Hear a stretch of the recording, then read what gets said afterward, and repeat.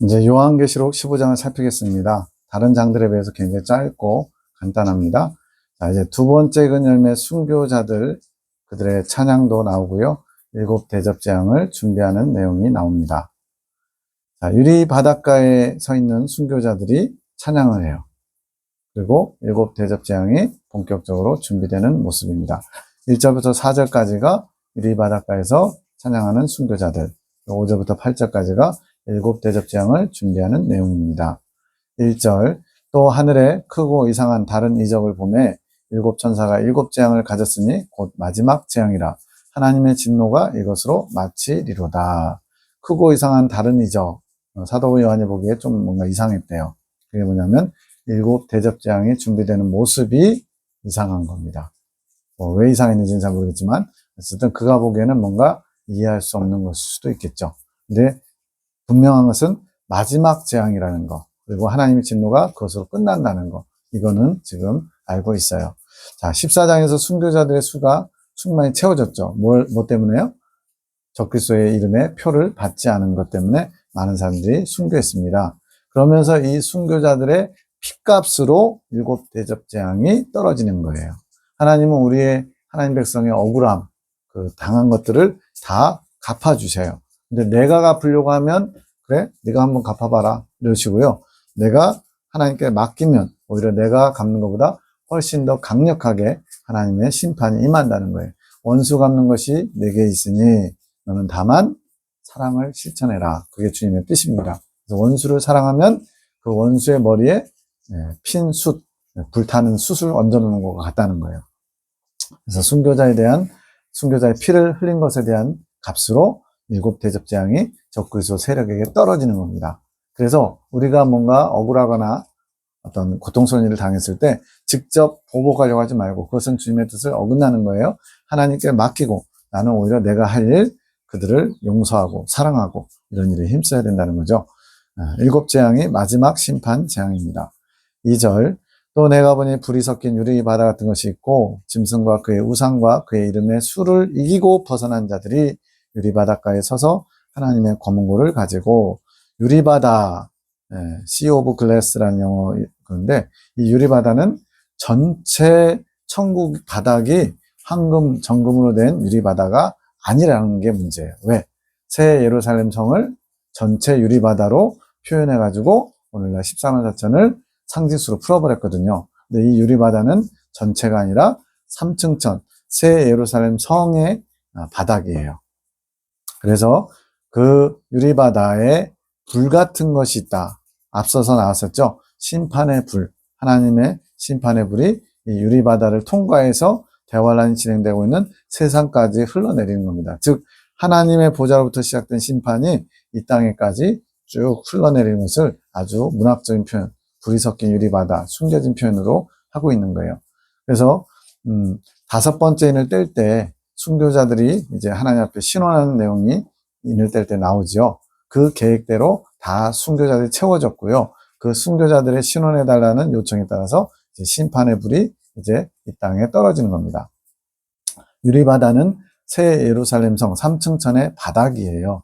전체가 다 황금길이 아니고 새 예루살렘 성의 바닥만 황금길입니다. 물론 2층천, 1층천 만국도 가보면 황금길일 수도 있죠. 그런데 여기서 말하는 유리바다는 3층천인 새 예루살렘 성의 바닥이라는 것을 기억하셔야 돼요. 안 그러면 또 새 예루살렘 성이 전체 천국이라고 착각할 수 있습니다. 이 유리바다는 3층천의 길이 황금, 정금, 맑은 정금으로 되어 있다 말씀합니다.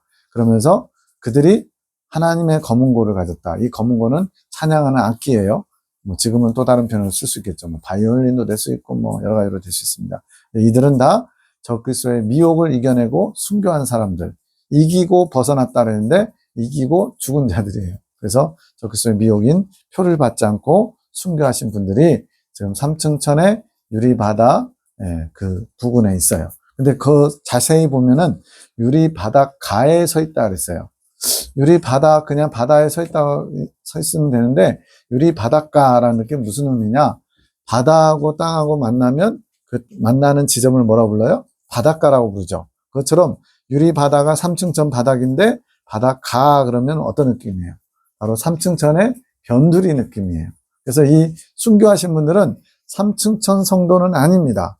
삼층천 성도는 처음 익은 열매, 어린 양의 신부들이 삼층천 성도고요. 이 순교자들은 준 익은 자, 준 처음 익은 열매, 두 번째 익은 열매인데 그들이 있는 위치가 마치 삼층천의 변두리 같은, 그래서 유리 바닷가에 서 있다 이렇게 표현하고 있는 거예요. 이거는 숨어있는 퍼즐과 같은 겁니다. 삼층천 성도는 아닌데 삼층천 변두리에 있는 것처럼 그들의 상급이 그 정도 된다는 얘기예요. 준 이긴 자 상급 정도 되는 거죠.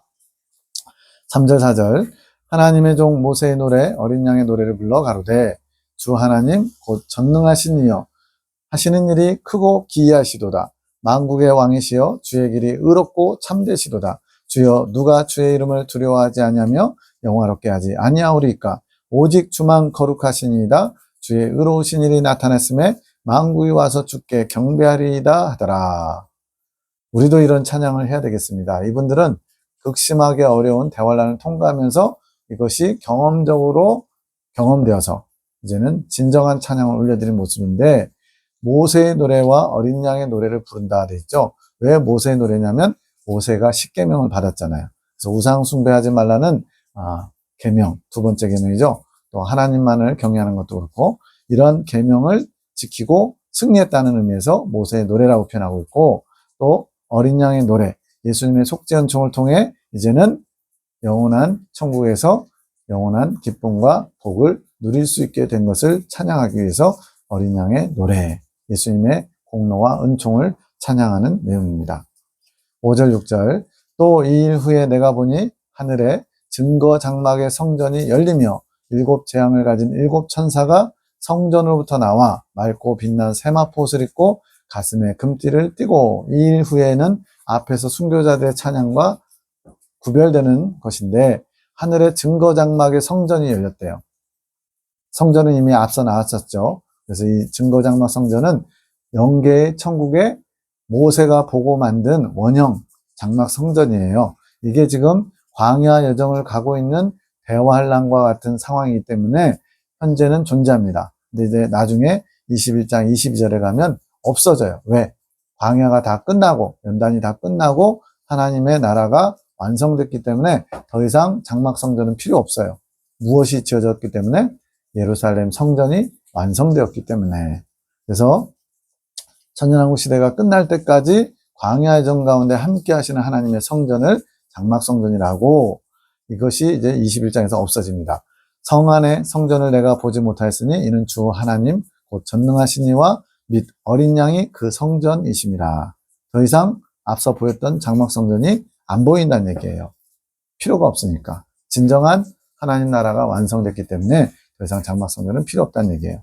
맑고 빛난 세마포를 입은 천사, 하나님 보좌에서 굉장히 가까운 대표적인 게 이제 일곱 천사 장이겠죠. 근데 여기서는 일곱 영은 아닌 것 같아요. 그러나 어쨌든 마지막 일곱 대접을 쏟는 천사들도 굉장히 큰 권세를 가진 천사임을 알 수가 있어요. 하나님 보좌에서 가깝기 때문에 빛나는 세마포를 입었다는 거예요. 자, 여기서 정리할 것은 천사는 빛나는 세마포, 상급의 옷을 입었지만 면류관은 쓰고 있지 않아요. 성경 어디에도 천사가 면류관을 썼다는 얘기는 없습니다. 그래서 24장로들은 면류관을 쓰고 있기 때문에 연장자, 즉 나이가 들어서 더 어른이 된다는 의미도 있고, 또 면류관을 쓰고 있기 때문에 이겼다, 이 땅에 살았던 사람임을 알 수가 있지만, 천사들은 세마포를 입지만 면류관은 쓰고 있지 않습니다. 또 가슴에 금띠를 떴다. 황금색은 뭐예요? 왕의 권세와 같이 강력한 큰 권세를 의미합니다. 예수님도 금띠를 띠고 있었죠. 7, 8절 마지막 절입니다. 네 생물 중에 하나가 셋에 계신 하나님의 진노를 가득히 담은 금대접 7을 그 7천사에게 주니 하나님의 영광과 능력을 인하여 성전의 연기가 차게 되매 7천사의 7재앙이 마치기까지는 성전에 능히 들어갈 자가 없더라. 네 생물 중 하나가 말씀합니다. 하나님의 진노가 가득 담겨 있는 금대접 7.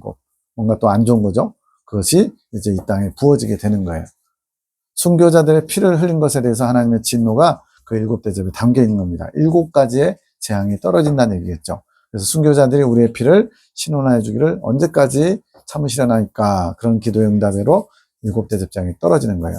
그래서 대환란 통과 성도들은 일곱 대접 재앙이라는 이 마지막 연단까지 다 받은 후에, 물론 적그리스도물에게 떨어지지만 같은 공간에 있으니까, 같은 상황에 있으니까 이 일곱 대접 재앙도 영향을 끼치는 거죠. 이 마지막까지 일곱 대접 재앙까지 받아야 연단을 다 마치고 정결케 되는 겁니다. 그래서 이것까지 끝나야만 성전에 능히 들어갈 수 있다. 즉 정결케 되고 하나님 나라에 들어갈 자격, 즉 세 번째로 익은 열매가 될 수 있다는 표현입니다. 성경은 굉장히 섬세하게 세밀하게 이런 모든 것들이 아주 오밀조밀하게 짜여져 있습니다. 잘 분별하셔서 이런 말씀들을 잘 연구해 보시기 바랍니다. 감사합니다.